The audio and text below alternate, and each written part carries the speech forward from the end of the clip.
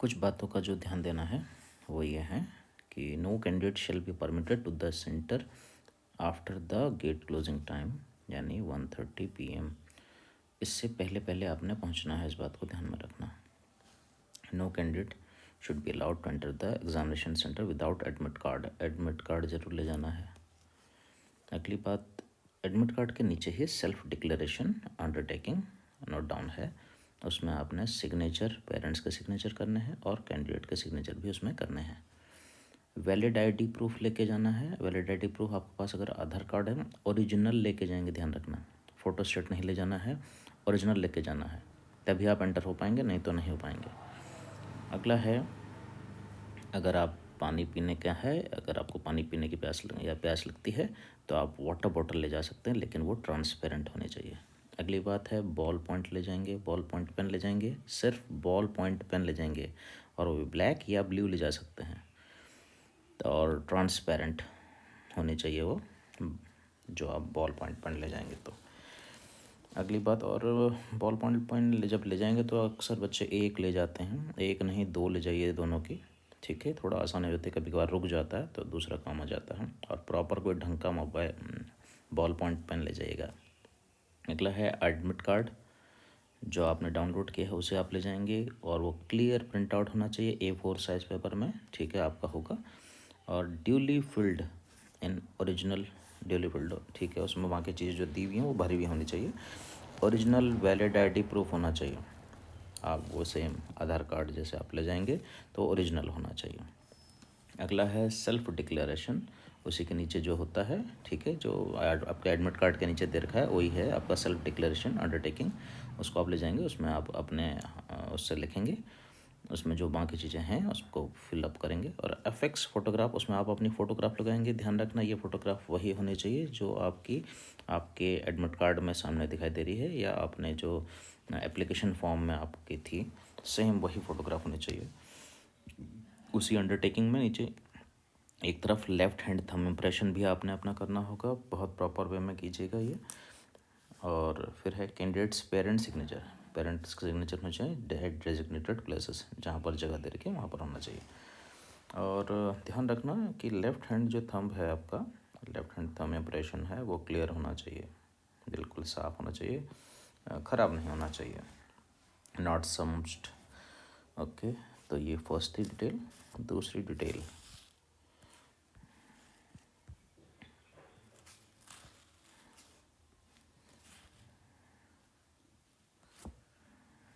दूसरी डिटेल क्या है आपकी? दूसरा आपने ध्यान रखना है कि जो आप बॉल पॉइंट पेन, ठीक है, ये आपको बता दिया, वो ट्रांसपेरेंट होने चाहिए। एडमिट कार्ड आप ले जाएंगे और प्रिंट आउट, ये ठीक है, ओरिजिनल वर्डी हो गया, यहाँ तक हो गया था, ठीक है, ओके। अब है सेल्फ डिक्लेरेशन, वो भी हो गया। एफेक्स फ़ोटोग्राफ लगाना है, लेफ्ट हैंड थंब इम्प्रेशन लगाना है, क्या पेरेंट्स सिग्नेचर, कैंडिडेट के जो पेरेंट्स हैं उनका सिग्नेचर होनी चाहिए, डेजिग्नेटेड प्लेस जहाँ पर जगह दी है वहाँ पर होना चाहिए, और क्लियर होना चाहिए, ठीक है, ये भी हो गया था। और invigilate exam in the presence of, और जो the candidate has to affix his or her signature, अपना सिग्नेचर उसमें देना है, लेकिन इन द प्रेजेंस ऑफ, उसमें ही जो आपका एक नीचे सेल्फ डिक्लेरेशन, नीचे कुछ चीज़ें लिखी हैं, वहाँ पर एक अलग से जगह दी होगी, तो वहाँ पर पेरेंट के सिग्नेचर तो जहाँ हैं वहाँ हैं, लेकिन एक जगह पर और जो होगा वहाँ पर आपने सिग्नेचर अभी नहीं करना है, ध्यान रखना। वहाँ पर सिग्नेचर आप तभी करेंगे जब आपके सामने, जो वहाँ पर आएंगे इन्विजिलेटर्स आएंगे, उनके इन the presence of invigilator in the examination room, उनके सामने आप एडमिट कार्ड पे on the day of examination के दिन आपने उसमें सिग्नेचर करने हैं। नेक्स्ट है जो चीज़ें नहीं ले जानी, मोबाइल फ़ोन्स नहीं ले जाना है अपने अंदर, टेक्सचुअल स्टेशनरी, कुछ भी लिखा हुआ पेज वेज कुछ नहीं, बुक नहीं, पेपर नहीं, फॉर्मूले नहीं, लॉक टेबल कहीं लिखा नहीं, कोई वाइटनर नहीं ले जाना है, स्लाइड रूल नहीं लेके जाना है। सिर्फ आप एक्सेप्ट ब्लू और ब्लैक बॉल पॉइंट पेन ले जाएंगे। देन इसके बाद आप, और वॉलेट नहीं ले जाएंगे, पर्स नहीं ले जाएंगे, cap, goggles, jacket, food, drinks, pointed instruments, ये सब आप नहीं लेके जाएंगे, ठीक है। तो ये आपने ध्यान देना है।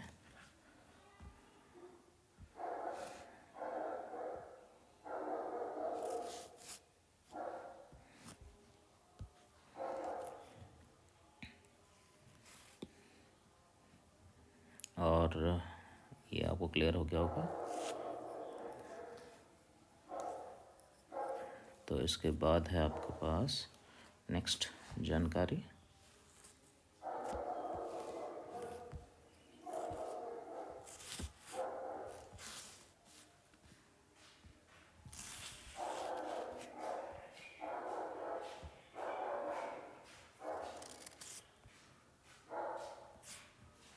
अगली बात ध्यान रखेंगे कि question booklet will be supplied 10 minute 10 minute पहले आपको क्वेश्चन बुकलेट मिलेगी एग्ज़ामिनेशन से पहले। और 4 सेट होंगे क्वेश्चन बुकलेट के, 4 सेट में से कोई एक आपको मिलेगा और EFGH ऐसे कुछ लिखा होगा आपके क्वेश्चन पेपर के ऊपर। और ध्यान रखना कि question paper received by them, और जो क्वेश्चन पेपर आपको मिले वो उस लैंग्वेज में होना चाहिए जिस लैंग्वेज को आपने ऑप्ट किया। यानी कि आपने जैसे इंग्लिश का भरा है तो इंग्लिश क्वेश्चन पेपर का मीडियम आपने अगर इंग्लिश भरा है तो इंग्लिश में वो पेपर होना चाहिए, क्वेश्चन पेपर होना चाहिए। वो आपने चेक करना है, नहीं होता तुरंत वहाँ पर जो इन्विजिलेटर हैं उनको बता देना है।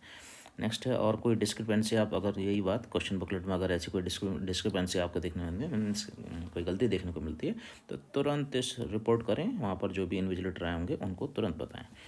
देन जब आपको क्वेश्चन बुकलेट मिल जाए तो उसकी सील को आपने तभी ओपन करना है जब तक आपके जो इन्विजिलेटर वहाँ आए हैं वो आपको एडवाइस ना करें। जब तक एडवाइस नहीं करेंगे तब तक आपने ऐसा नहीं करना है। ओके, देन उसके बाद है आपका रफ़ वर्क क्या करेंगे उसको आपने या तो फ्रंट में रफ़ वर्क को या तो फ्रंट में या रिवर्स में OMR शीट के पीछे या सामने भी, लेकिन वो OMR में मत कीजिएगा। आपके पास जो क्वेश्चन बुकलेट है क्वेश्चन बुकलेट के पीछे, उसके क्वेश्चन बुकलेट के पीछे रफ़ वर्क, वहाँ पर शीट में जगह दी होती है वहाँ पर आपने रफ़ वर्क कर लेना है, पीछे दिया होगा लास्ट पेज में होता है। फिर उसके बाद filling up OMR answer sheet, roll number भरते हुए बहुत ध्यान रखना, क्वेश्चन आराम से भरेंगे। क्वेश्चन बुकलेट जो आपको पेपर मिला होगा, जो आपको क्वेश्चन बुकलेट मिली होगी उसी में ये क्वेश्चन बुकलेट एक नंबर भी दिया होता है या और OMR रिस्पॉन्स, ठीक है ओके, वो आपने भरना होगा। वहाँ पर कुछ प्रॉब्लम आएगी, जो कोई आपका कॉलम रह जाएगा तो उसको वहाँ पर जो इन्विजिलेटर होंगे उनसे आप पूछ लेंगे। शुड नॉट रश, जल्दबाजी ना करें, आराम से डिटेल्स को भरें, कोई प्रॉब्लम नहीं। अगर ये गलत आपने जो इसमें जो डिटेल्स हैं अगर वो गलत भर दी तो फिर समझ लीजिए कोई फ़र्क नहीं पड़ता आपने पेपर कैसा दिया है, ठीक है। तो बड़े आराम से उसको भरेंगे और कोई प्रॉब्लम आती है तो तुरंत वहाँ पर जो भी होंगे मौजूद होंगे मैडम या सर होंगे उनसे आप पूछ लेंगे। Do it carefully. नेक्स्ट है कैंडिडेट्स हो कंसल्ट इन्विजिलेटर, ओके, कोई भी डाउट हो तो आपने कंसल्ट कर लेना है वहाँ पर जो मौजूद इन्विजिलेटर्स होते हैं। ओके, नेक्स्ट जानकारी,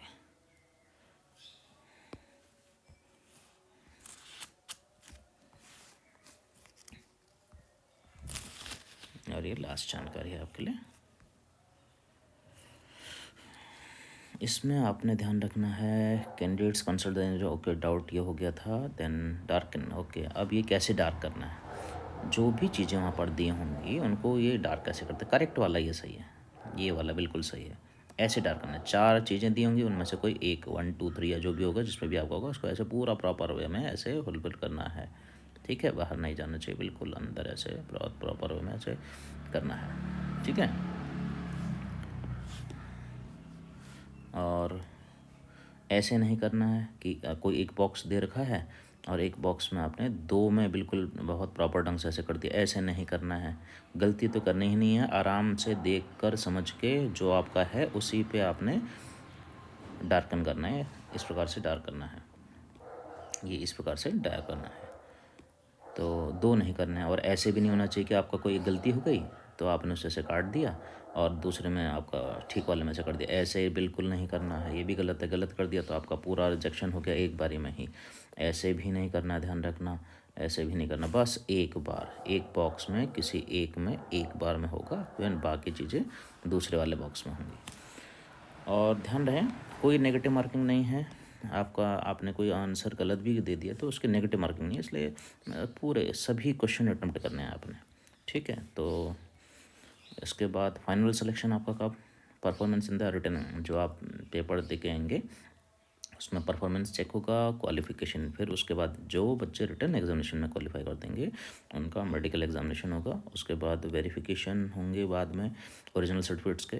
और अगर आपने सारी जानकारी सही दे रखी हैं और कोई ऐसी डिस्क्रिपेंसी नहीं की है, गलती नहीं कर रखी हैं, तो आपका उसके बाद जब आप चाहेंगे सेलेक्ट हो जाएंगे, जब रिटर्न एग्जामिनेशन में सेलेक्ट हो जाएंगे तो फिर ये चीज़ें चेक होंगी। अगर ये बिल्कुल सही रहा तो फिर आप आगे कंटिन्यू करेंगे उसमें। और आप जब उस टाइम पर ले जाएंगे तो date of birth, domicile, category, ये जितने भी सर्टिफिकेट आपने एप्लीकेशन फॉर्म में फिलअप किए थे, डाउनलोड किए थे, तो अपलोड किए थे, वो सब आपको ले जाना है।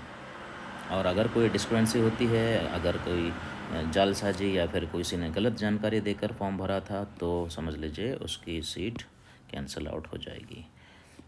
तो ये ध्यान रखेंगे। नेक्स्ट है जब आपका पेपर हो जाए, तो पेपर जब हो जाएगा तो आपने ओएमआर आंसर शीट को जो वहाँ इन्विजिलेटर्स होंगे, कोई भी सर मैडम होंगे, तो आपने उनको वो दे देनी है। Admit card and the admit card to the invigilator, admit card भी इन्विजिलेटर जो होंगे उनको दे देंगे। वो खुद बता देंगे कि एडमिट कार्ड वो आपको वापस करेंगे या नहीं करेंगे, वैसे वो अपने आप रख लेंगे या ले लेंगे, या जो भी बताएंगे वो आपको पता वहीं चल जाएगा। तो एकदम से बाहर नहीं आना है। Then take away only the test booklet, आप सिर्फ अपनी जो टेस्ट बुकलेट है, जो क्वेश्चन पेपर आपको मिलेगा वहाँ पर, बस उसी को आप बाहर लेके आ सकते हैं। Then no candidate should adopt any unfair, और बाकी चीज़ें आपने नहीं लेके जानी है, चीटिंग की चीज़ें नहीं लेके जानी हैं। और जब आपका ये पूरा हो जाएगा, पेपर वेपर हो जाएगा, पेपर दे के आ जाएंगे, पेपर दे के आ जाएंगे, तो इस बात का ध्यान रखेंगे। उसके बाद फिर आपने एनटी की जो वेबसाइट है, ये www.nta.ac.in, इसमें आप चेक करते रहेंगे। और आप मेल बॉक्स, आपके पास आपका जो जीमेल आईडी होती है, मेल बॉक्स होता है उसमें, वो आप चेक करेंगे। जो रजिस्टर्ड ईमेल एड्रेस जो आपने रजिस्टर किया था उसमें, वही उसी में। और एसएमएस चेक करेंगे मोबाइल नंबर में, जो मोबाइल नंबर आपने उसमें दिया उसमें एसएमएस आएंगे। उसके बाद 1 महीने के अंदर में आपका रिजल्ट करीबन आउट हो जाता है। And latest updates and information regarding this one. Okay, तो ये थी लास्ट जानकारी। Hope you do well in your examination. Thank you.